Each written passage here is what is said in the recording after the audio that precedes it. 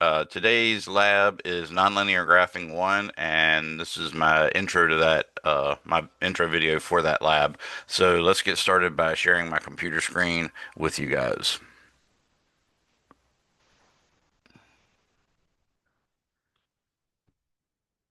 Now that's just showing the Zoom page, but that's not what I was really looking for. I'm actually looking for this right here. So you see, I've now made week 8 lab module from March 2nd to March 8th. Of course, that's the week.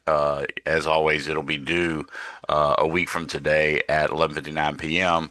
So first off, this is the document that you're going to be using to conduct the lab in general, but this is the document that's made for a face-to-face lab where we're inside. So there'll be an addendum that I'm getting ready to show you as well. Sometimes this takes longer than it's supposed to, so sometimes you just hit a uh, reload and it does it a lot quicker. Sometimes the second or third time, hopefully. Yeah, there you go. So this is the nonlinear graphing one. When investigating a phenomenon experimentally, a number of variables can be identified that might affect the outcomes. In many situations, the functional relationship, the equation, is already known. In other cases, it may not be known, and the object of the investigation is to establish the equation experimentally.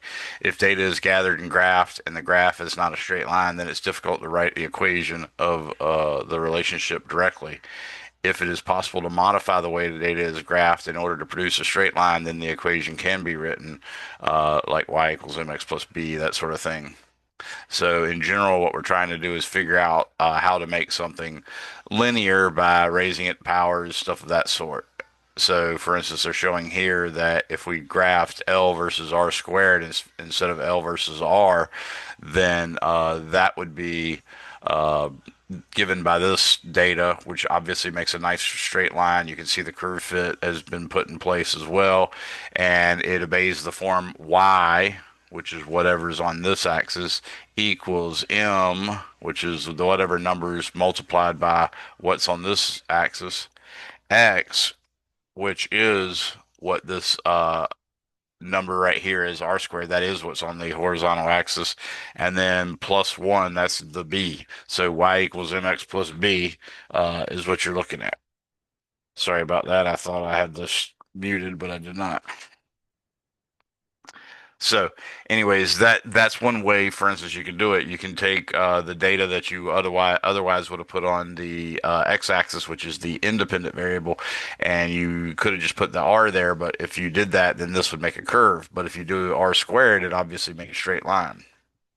Uh, the intelligent guess strategy is that most laws that we found to date have exponents of one, obviously one being the simplest case, exponents of two, exponents of three, exponents of one half, exponents of two thirds, little things like that, but they're normally at least rational exponents. So I haven't run too often into something that's raised to the square root of 2 power or anything weird like that. So in this case, when you graph things appropriately, if you use the right variable combinations, you can find a linear relationship. And the beauty of a linear relationship is the least squares fit doesn't necessarily make the error a lot bigger. Whereas if you did a least squares fit with regards to like an exponential graph or something like that, that sometimes leads to exponential error, meaning the error bars that your individual data points would then get, or your individual graph would then get, would be very, very large. So it's not necessarily a good idea to do a least squares fit, except when it's in the y equals mx plus b form. Sometimes you just have to. It's not a big deal, and sometimes it actually works plenty well. It's just a matter of sometimes it's just a lot easier to do it linearly. Obviously, if you're doing it by hand, then linearly is a lot easier than doing it uh, by drawing a non-linear graph. So if you had y equals mx plus b, it's easy. But if you had y equals some constant times x to some power plus some other constant, it would be really, really hard to actually make a line by eyesight of best fit and then figure out exactly what that equation is. So that's the main reason why we often try to just get it into linear form. You can see how they explain linear regression, how that's working. You can see in this case, notice it's got a subtle curve to it. it looks like it's a pretty good curve fit because the straight line seems to hit really close to all of them. But when you see it starts off with a couple on the left side, and then all of them are on the right side, and then a couple on the left side, or the top side, you might call it as well, of the linear graph, then that indicates that it probably would be better to graph this with a different set of variables so that you can catch that actual curve, since it's so obviously wiggling around it as opposed to, one on top, another one below, another one on top, and then another one below, or maybe four in a row that are below, and then four more that are on top. So if it's going back and forth, back and forth, back and forth, and it looks linear, then it's probably linear. But when it literally starts on one side of the graph, swoops and stays on the other side of the graph until the very end, then it looks like a curve. So the nature of this relative to the straight line is indicative of something that should have been graphed with different variables. Here's where they list all the different fractions you could use and whole numbers for exponents. And it gives you some data that you can actually think about and use. It then says how to use a spreadsheet to find the relationship in nonlinear equations. So this is them telling you about all that. Here's some practice data they gave you. So you can actually figure out what this is, what power you're going to raise t to make this line a straight line. Remember, it doesn't always tell you to print out these graphs. It doesn't always tell you to show them or whatever. Same thing with the data. I prefer, like, if you've did a couple graphs and you tried t to the 2 power and you try and it didn't get a straight line, and you tried t to the 3rd power and you didn't get a straight line, and maybe you tried some other things. I actually prefer to see those graphs. If they're ones that you didn't deem were successful fits, then just show it, not necessarily so small. Literally come right in here in this area where they told you to do the curve fit. Click to the right of this blank and then hit return. Actually, it's not a blank, that's a border between the next thing. So you could actually do it between this line and this data and this table, this text and this table. So you could just paste the photo in there, and they don't have to be really big because they're ultimately were not they were not equations made for the curve fit that were consistent with it being linear. So I don't really need to look at all the details of exactly what the curve fit was. All I really need to know is when you plotted it, does it look obviously not linear? So yes, include those graphs. In fact, there's some probability that you leave off graphs, even if they're not asked for. There's some probability that you're going to have points taken off. So I would err on the side of putting I would err on the side of putting the graphs in the document. And as always, you're not supposed to put the inserted photos of sample calcs, or the inserted photos of graphs, or the inserted photos of data. You're not supposed to save those all to the end. They're supposed to be put, and it's somewhat your decision, but normally it's either put in the procedure or in the analysis section or something like that. And it should be exactly where they mentioned it, or exactly where they told you to do it, or exactly where they expect you to make the table, or something like that. Two people in the same lab might disagree on where it goes, and that's perfectly fine, long as I can see, oh, this graph goes with this particular part of the experiment, and here's that part of the experiment being explained, or something along those lines, and now here's the graph. That's the way I want it. I don't want anything saved to the end. They have electrostatic attraction. That's another one you can do. They have Kepler's third law. That's another one you can do. Again, when you try different powers, you might try one power on the y-axis and another exponent on the x-axis variable, and that might be what's required to get a straight line. If that's the case, then I want to see the cases where it failed too. So, and those again just don't have to be that big. Then there's a case for orbital velocity, and then experimental data. So this experimental data is the inclined plane, and I have a video of that in the lab module for week 8, so you can see the actual data being taken. Then in the addendum, it actually gives you the data as well. Then there's another one where we're going to actually use, instead of an actual pendulum and giving you data, we're going to have you use PHET, which is a website that the addendum will tell you to actually download the software, and you can. That's not a problem. It's a safe site, that sort of thing. But you can also run it online. So if you have problems with it not working when you're running it online, then it might be best to go ahead and download it. Or if you just want it, go ahead and download it. It's cool. Okay. But as I said, in this case, you're going to set up a pendulum in PHET and generate your data that way.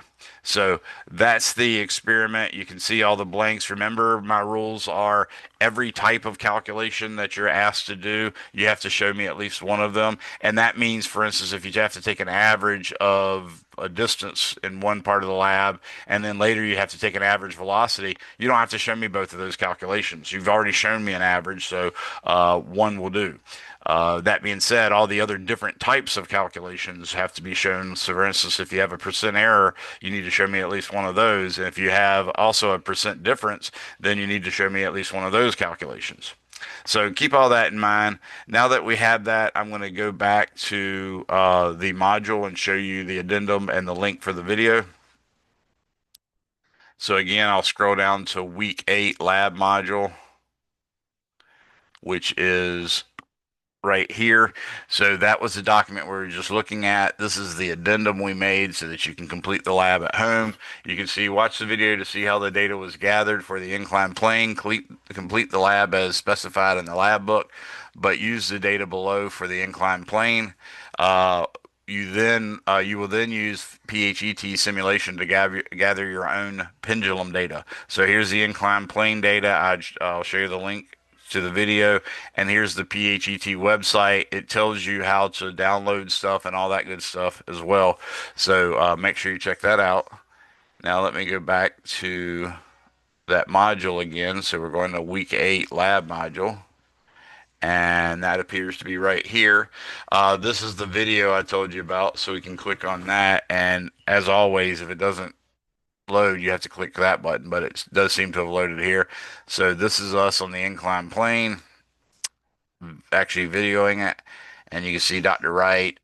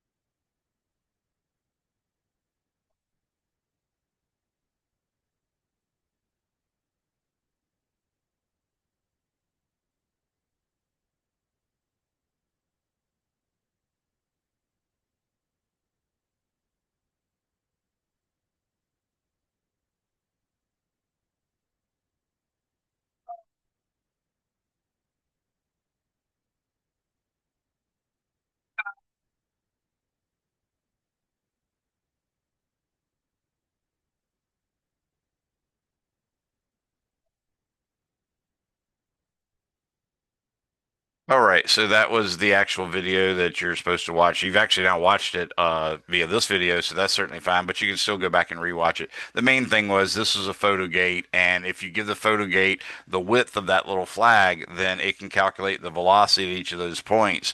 And once you have that velocity, then you know the velocity as a function of distance that it slid down this incline. And remember, of course, the incline suggests that if the incline's at angle theta, the acceleration due to that incline should be g sine theta.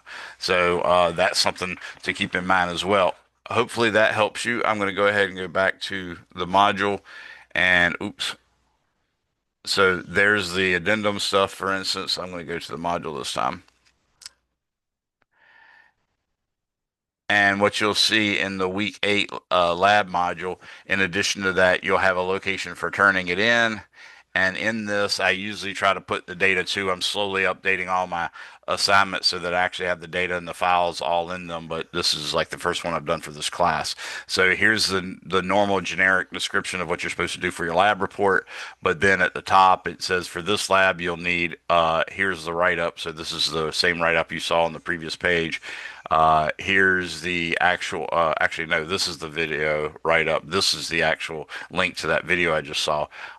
And this is the lab write up. I think I said video write up. Sorry about that. But yeah, this is the link to the actual video we just watched. This is the a link to the document that I showed you that is used when we're doing a face-to-face lab. And then this is a link to the document that we use when we're not doing it face-to-face. So everything's in order. You can see that I have the due date set. It's supposed to be a week from today, but next week is spring break, so I went ahead and just pushed it back to the night to the 19th as a due date. So I guess that's it. If anybody has any questions, you can feel free to contact me. But I think that's sufficient introduction to the lab. You're just going to do your same thing, and of course, you have to download the Logger Pro so you can use that to some extent. Or actually, no, you don't even have to do Logger Pro for this one. You can just run with Excel. Remember, even if you don't have Excel as a student of TCC, they provide you with the entire Microsoft suite. So you get Outlook, you get Word, you get PowerPoint, you get Excel, all those different things. And if you don't have that already, or if you have an older version that doesn't work as well as this, make sure you call TCC Help. I think the number is 757-822 1112 1122 maybe, or something like that. Anyways, you can find it on the website, but you can contact them and they'll tell you how. Normally, I think what happens is you just go and click on a app that's on your phone or on your computer or on your laptop computer or your tablet, and it asks you to log in with your TCC credentials, and then it lets you access all that. So that might be the way it still works, but just to let you know, that's what you do. If you can't get a hold of anyone with TCC help, you can also email the help desk. That's another option. But if you still don't get it and still don't get enough help, let me know and I'll get you some specific people to talk to or whatever. So that being said, it's a nice, pretty day. I hope you all have a good day. I hope you're all having a really good time as opposed to being out working right now. But chances are you are working. So have a good one. Thanks for coming. Bye bye.